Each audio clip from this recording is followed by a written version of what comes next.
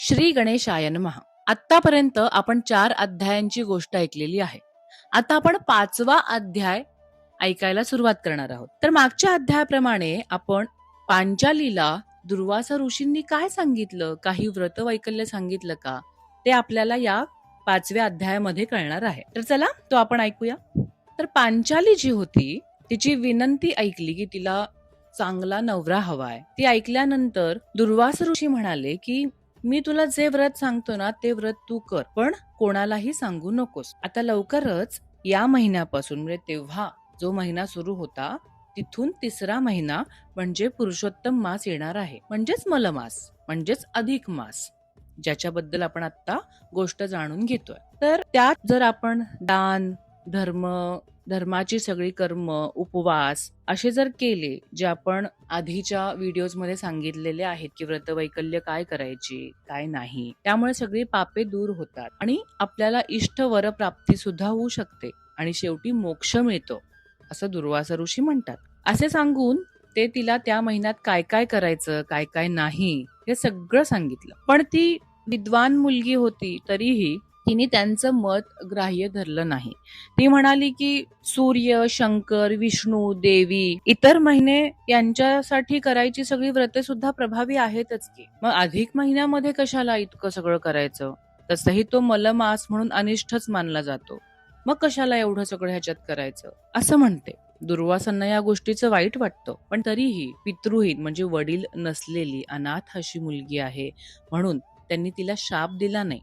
पण हे मात्र नक्की म्हणाले की तू पुरुषोत्तम मासाची निंदा केलीस, त्या कर्माचा परिणाम मात्र तुला भोगावा लागेल, असे म्हणून तिला क्षमा करून दुर्वासा मुनी तिथून निघून गेले. मग त्या मुलीने म्हणजेच पांचालीने शंकराची आराधना करायची असं ठरवलं. कित्येक वर्ष तप झाल्यावर तिच्या तपाने शंकर प्रसन्न झाले आणि त्या मुलीला खूप आनंद झाला. मग शंकराने तिला विचारलं की माग, तुला काय हवंय?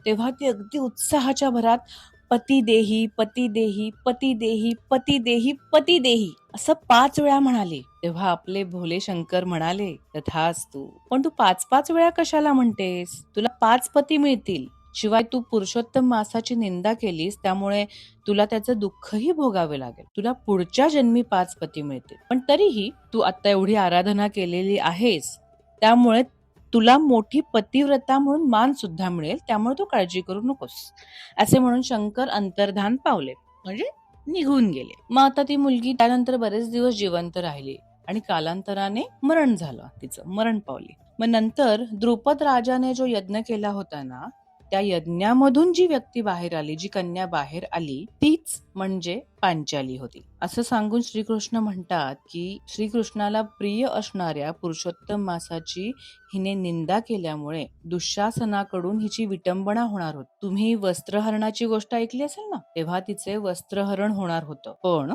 श्रीकृष्णाला ती बंधू मानायची, श्रीकृष्णाची खूप भक्ती करायची, म्हणून मग श्रीकृष्णाने तिला वाचवलं. म्हणून ते म्हणतात की येत्या पुरुषोत्तम मासामध्ये तुम्ही व्रतांचे आचरण करा, म्हणजे तुमचे दुःख लवकर दूर होईल. जरी हे आचरण करता आले नाही ना, तरी त्याच्यावर अविश्वास किंवा त्याची निंदा करू नये, अविश्वास दाखवू नये. आणि हे सगळं म्हणून श्रीकृष्ण पांडवांचे सांत्वन करून द्वारकेला परत गेला. मग पांडवांनी नंतर वनवासामध्ये असताना पुरुषोत्तम मास आला, तेव्हा छान व्रतवैकल्य केली, सगळ्या शत्रूंवर विजय मिळवला आणि आपले राज्य परत मिळवले असं म्हणतात. तेव्हा नारायण नारदाला म्हणतात, अशीच एक सूर्यवंशात दृढधन्वा नावाचा राजा होता. त्याने पुरुषोत्तम मासाची सेवा केली होती आणि तो गोलोकास गेला होता.